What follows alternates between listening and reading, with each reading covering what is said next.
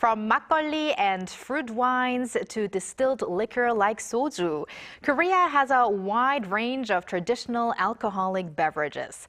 Today, we talk to someone who fell in love with these drinks and promotes them to foreigners in Korea and abroad.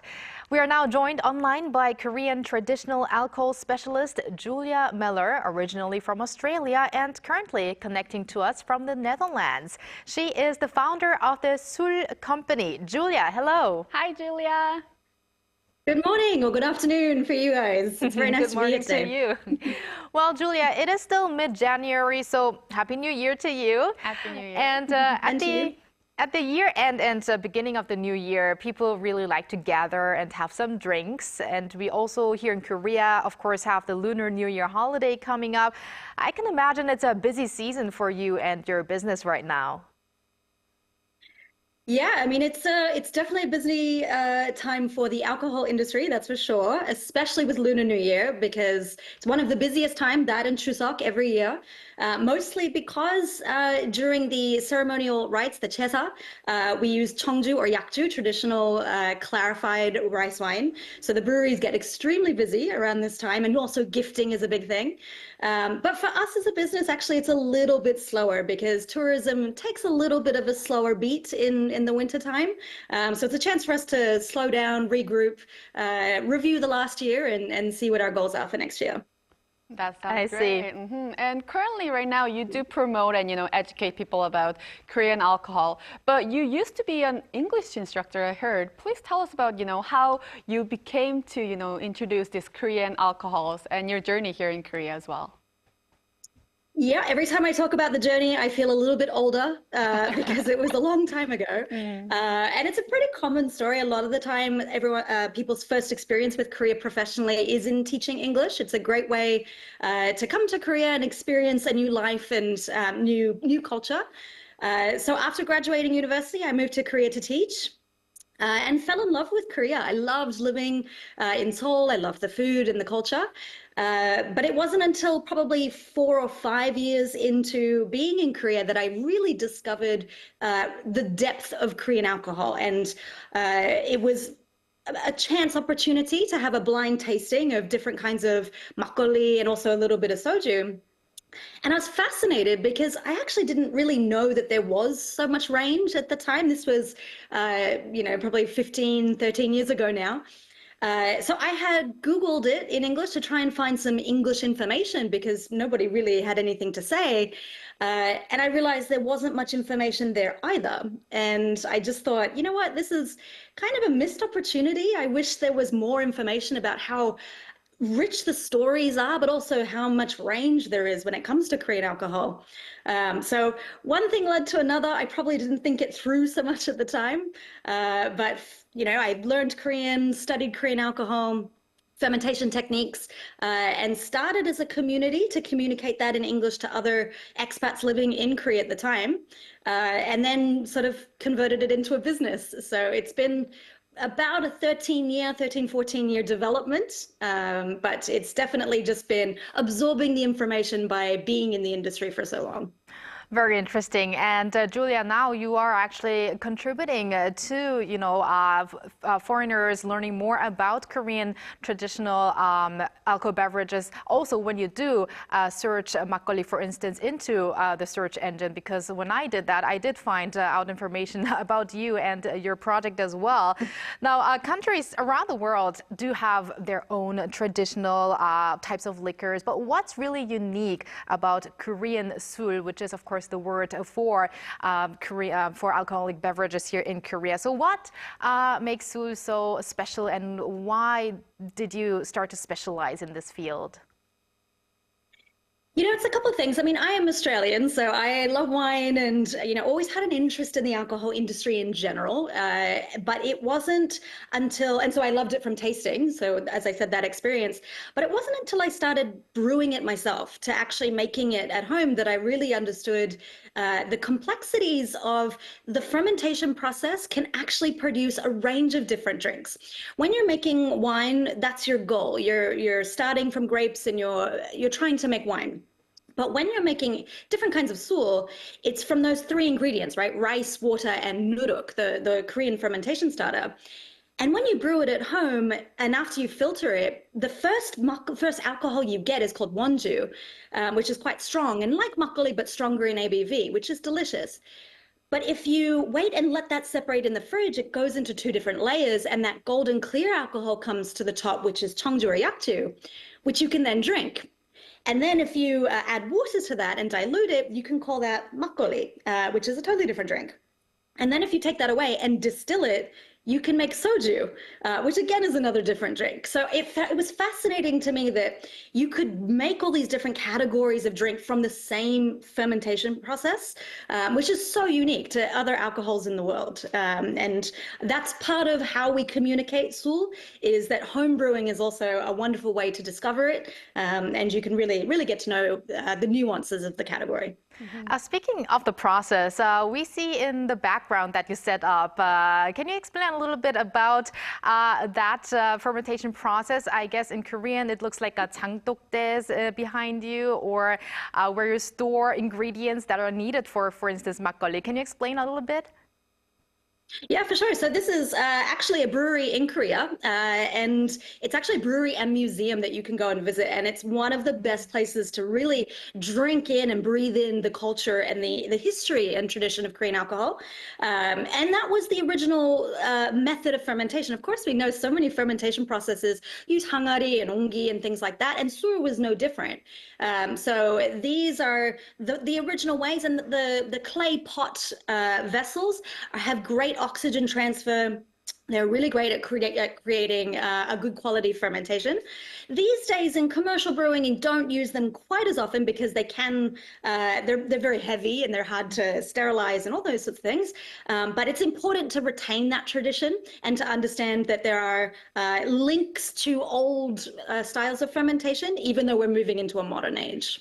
Very interesting. Wow. Very interesting. We, like us, just people who like to drink Korean alcohol, really don't know before we hear from a specialist. Exactly. I mean, drinking. I hear that a lot. I know it is, because drinking can be, daily life in Korea, but we don't know those details, how the brewing works, how the process works. So it's very interesting to hear that as well. Right. And Julia, you did tell us about, the journey to, understanding these Korean traditional alcohols. But let's go back, and can you tell us your first experience with Korean alcohol? Like, do you remember the first time you encountered that Korean alcohol?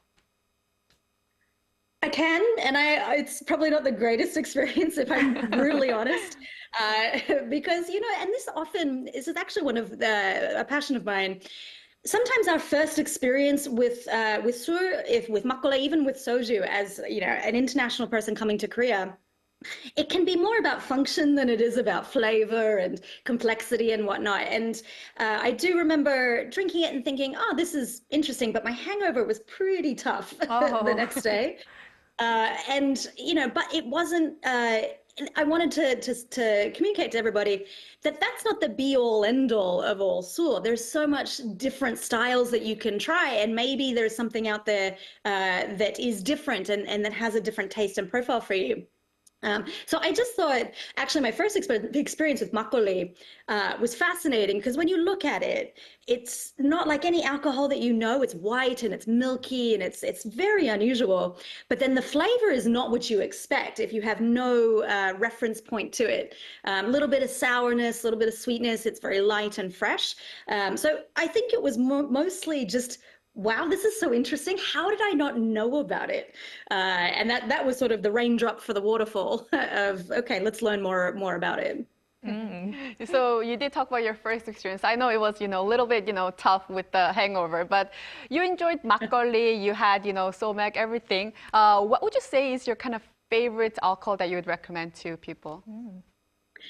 I think I probably get this question every single interview I ever do, and that's the same answer. It's like choosing your children, like, oh, which one do you like better, and things like this. They're all great. And for me, alcohol, especially people who are interested in alcohol for the range of flavor and interest and craft and things like that, there's just different times where you enjoy different drinks. Like some of the cheongjus and yakjus in Korea, they're beautifully crafted and they're amazing, but they're quite sweet. So they go really nicely as a dessert wine that's a nice sip that you want to just have a little bit of it.